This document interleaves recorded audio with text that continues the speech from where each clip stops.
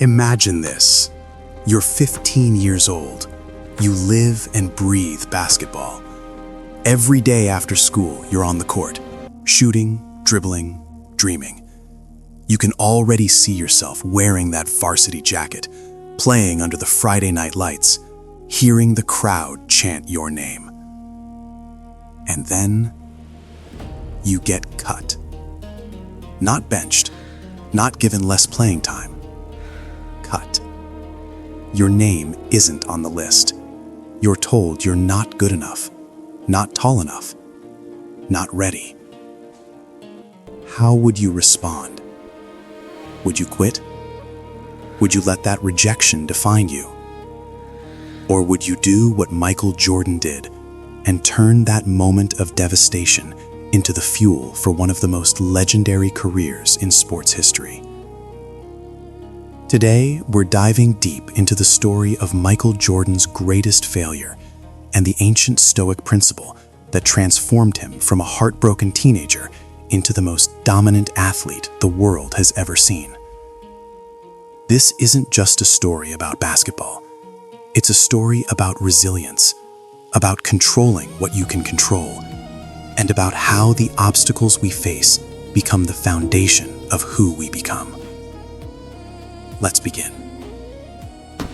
It's the fall of 1978.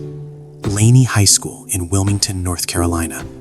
A young Michael Jordan, then known as Mike, walks confidently toward the varsity basketball tryout results posted on the gym wall. He's been preparing for this moment all summer. In his mind, there's no question. He's making varsity. He's got the skills, he's got the drive, he's ready. But as he scans the list, his name isn't there. Instead, it's on the junior varsity list. Now, let's be clear. He wasn't technically cut from the team entirely. He was placed on junior varsity list. But to a 15-year-old kid who had poured his heart into the game, who believed he was ready for the big stage, this felt like a rejection, a public dismissal of his talent, and it crushed him. Jordan later recalled that moment with raw honesty. I went to my room and I closed the door and I cried. It was the first time I'd ever been told I wasn't good enough. Think about that. The man who would go on to win 6 NBA championships, 5 MVP awards, and become a global icon, cried in his room because he didn't make varsity. His mother, Dolores Jordan, remembers finding him devastated, questioning his abilities. The boy who had always been confident was now filled with doubt. But here's where the story gets interesting.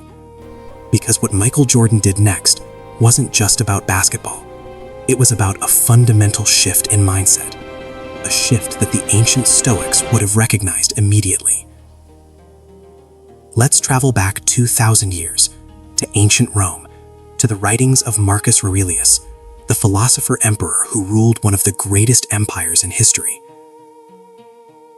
Marcus Aurelius faced challenges we can barely imagine: wars, plagues, betrayal, the weight of an empire on his shoulders. And yet, in his private journal, now known as Meditations, he wrote words that have guided millions through their darkest moments. One passage stands out, and it's the key to understanding what Michael Jordan did next. The impediment to action advances action. What stands in the way becomes the way. Read that again. What stands in the way becomes the way. This is the heart of Stoic philosophy. Obstacles aren't just things to overcome, they're opportunities. They're the raw material for growth, for transformation, for greatness. The Stoics believed that we don't control what happens to us. We don't control whether we make the team, whether we get the promotion, whether we face rejection or failure. But we do control how we respond. Epictetus, another great Stoic philosopher and a former slave, put it this way: it's not what happens to you, but how you react to it that matters. And Seneca wrote, "A gem cannot be polished with friction, nor a man perfected with trials." Michael Jordan didn't know these ancient philosophers, but in that moment of rejection, he made a choice that perfectly embodied their wisdom. He decided that being cut wasn't the end of his story. It was the beginning. Here's what most people don't know about Michael Jordan's response to being cut. He didn't just get angry. He didn't just prove people wrong. He used the obstacle as fuel. Jordan asked his coach, Clifton Herring, a simple question. "What do I need to do to make varsity next year?" Coach Herring told him the truth. "You're too short, you need to grow, and you need to work on your fundamentals." Jordan couldn't control his height, but he could control everything else. So he did something extraordinary. He became the hardest working player on the JV team. He showed up early, he stayed late, he treated every JV game like it was the NBA Finals. And every single day, he used the memory of that varsity list, the list without his name, as motivation. Years later, Jordan said, "Whenever I was working out and got tired and figured I ought to stop, I'd close my eyes and see that list in the locker room without my name on it. That usually got me going again." This is Stoicism in action. Marcus Aurelius wrote, "You have power over your mind, not outside events. Realize this, and you will find strength." Jordan realized this instinctively. He couldn't change the past. He couldn't force the coach to put him on varsity. But he could control his effort, his attitude, his preparation. And he could turn the obstacle, the rejection, the doubt, the pain, into the very thing that pushed him forward. By the next year, Jordan had grown 4 inches, and more importantly, he had developed an unshakable work ethic. He made varsity as a junior, and by his senior year, he was one of the top high school players in the country. But the transformation didn't stop there. That same mindset, that same Stoic principle of turning obstacles into opportunities, became the foundation of his entire career. When the Detroit Pistons created the Jordan rules to physically brutalize him and keep him from winning, Jordan didn't complain. He hit the weight room and came back stronger. When he lost in the playoffs year after year, he didn't give up. He studied his opponents, refined his game, and came back hungrier. When critics said he couldn't win a championship, he won 6. When he failed, he used it as fuel. Every obstacle became the way. And perhaps the most telling example of this came late in his career, when Jordan reflected on his journey. "I've missed more than 9,000 shots in my career. I've lost almost 300 games. 26 times I've been trusted to take the game-winning shot and missed.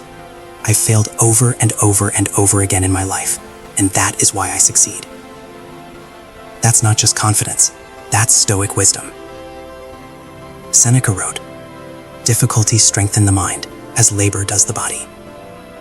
Jordan lived that truth. So what does this mean for you? You're probably not trying to become the greatest basketball player of all time, but you are facing obstacles, rejection, failure, moments when you feel like you're not good enough. Maybe you didn't get the job. Maybe your project failed. Maybe someone told you that you're not ready, not talented enough, not worth the risk. Here's what Michael Jordan's story and the ancient Stoics teach us. That moment doesn't define you. Your response does. You can't control what happens to you, but you can control what you do next. You can close your eyes and remember the pain, not to dwell on it, but to use it, to let it fuel you, to let it remind you why you started in the way. You can ask yourself, what can I control right now?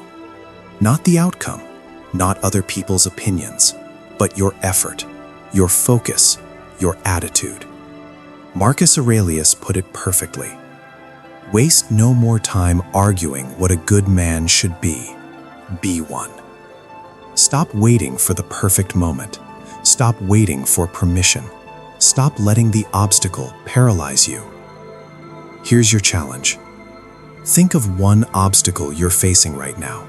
One rejection, one failure, one thing that's standing in your way. Now ask yourself, how can I use this? What can I learn from it? How can this become the fuel that pushes me forward? Write it down. Commit to one action, just one, that you can take today to turn that obstacle into your way forward.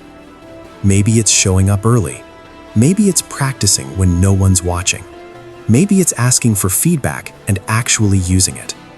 Whatever it is, do it with the same intensity that a 15-year-old kid brought to a JV basketball court in North Carolina. Because that kid didn't just become Michael Jordan by accident. He became Michael Jordan because he understood a truth that the Stoics knew 2,000 years ago. What stands in the way becomes the way. Your obstacles aren't stopping you. They're making you. Now go prove it. If this story inspired you, hit that like button and subscribe for more lessons from history's greatest minds. Drop a comment and tell me, what obstacle are you turning into your way forward? Remember, you're not defined by what happened.